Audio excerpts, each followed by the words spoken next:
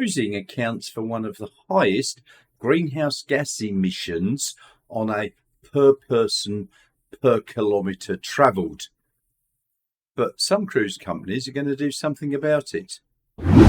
So two Christmases ago, I travelled on a cruise line up the Norwegian coast at Christmas and saw the Northern Lights, and it was brilliant, let me tell you. And the cruise company I was travelling with, well, I didn't much like the cabin, put it like that, but the cruise company was Hurtigruten.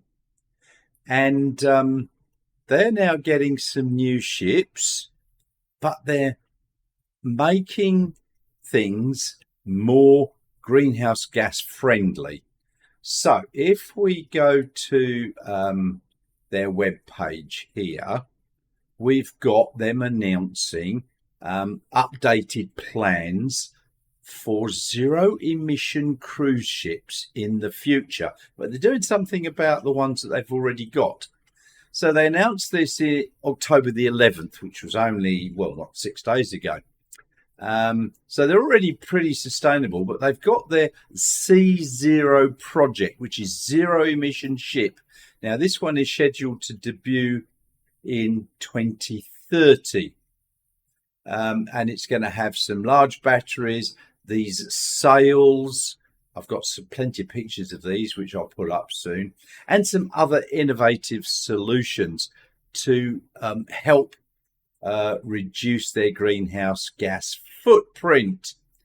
So they announced this back in October 22 and unveiled some renderings, of which I'll show you some in a minute. Look, it's just wonderful. Some of the other initiatives, reducing edible food waste to zero, and they're putting in 100 million euros of upgrades, which includes several ships becoming battery hybrid powered with state-of-the-art technology, which will significantly reduce their CO2 as well as nitrogen oxide emissions by between 25 and 80%. So 25% CO2, 80% nitrogen oxide reduction. All right, now, as I said, here's a quick chart of greenhouse gas emissions by the per person per kilometre. Now, as you see from here, cruising is the worst. Right down the bottom there's electric vehicles. Woohoo! That's really good, isn't it? So any reduction there is good. Now, I've been one of those people that has done a lot of cruising, but now some of these companies are trying to get it better. So they have calculated that the ship will use about 40 to 50% less energy than today's ships, which makes it possible to operate primarily on batteries as the main source of energy. So they've got a few things that they're doing. They're putting on these sails. Now, I'm not sure whether these sails are using what's called the Magnus effect, or they're actually just sort of sail-like structures. Now, for those of you that don't know, the Magnus effect is when you throw a curveball at as the pitcher in a baseball game and it moves in the air. Soccer players kick a ball and spin it and it bends in. So the Magnus effect is a physical phenomenon whereby a spinning object creates low pressure zone on one side, high pressure zone on the other, and that pressure difference creates a force. So these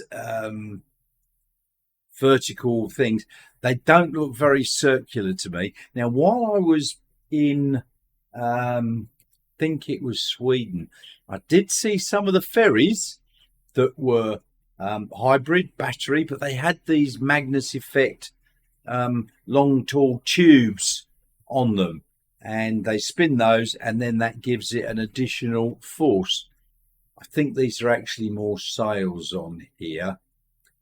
So the good thing is that they're retractable, so they can go under bridges. This to me looks like quite a good idea. Sorry, just to interrupt. Chris, are you out there? Yeah, that's you. Can you just click on the subscribe button? I've noticed you're not subscribed. Thanks very much. There other things that you're using is contra-rotating propellers. So one going, how can you do that one way and the other going the other way?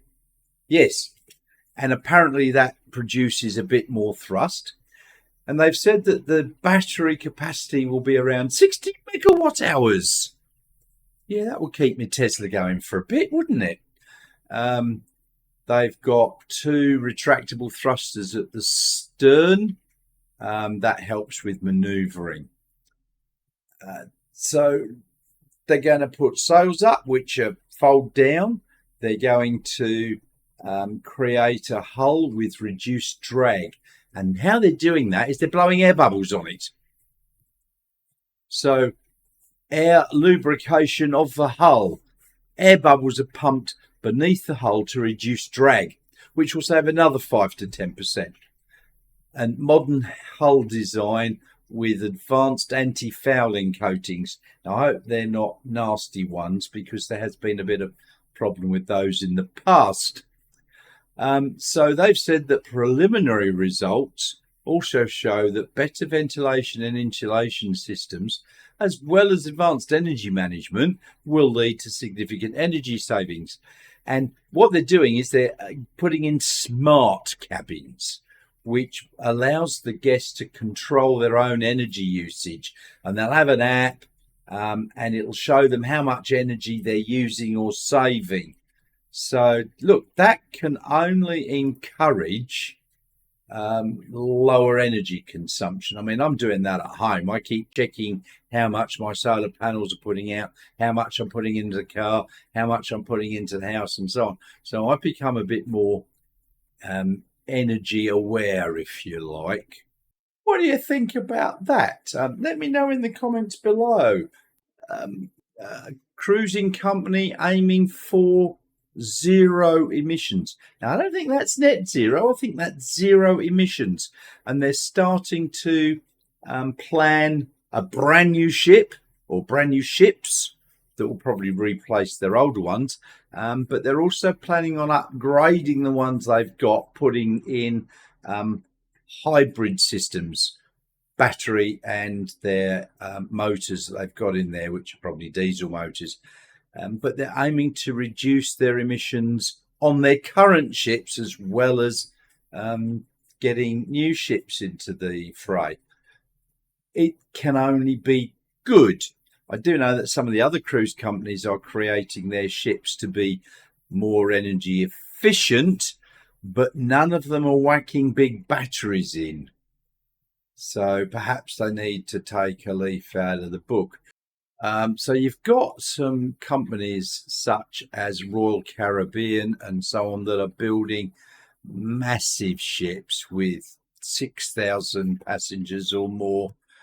But they're not exactly going over to big batteries and so on.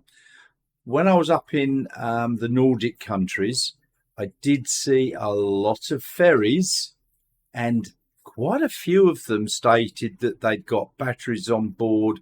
They were electric, some were pure electric.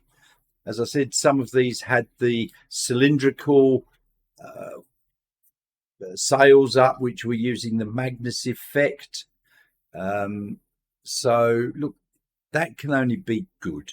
So get in the comments below. Now, while you're down there, don't forget, there's that like and subscribe button. Yeah, thank you very much for clicking it. And also down in the bottom there is the description section, which has got a link to my Ko-fi page. And thank you to all the people that are going in there. And, you know, if you could see your way to giving just a small amount, that would be very, much gratefully received. Thank you very much, and I'll see you all very soon.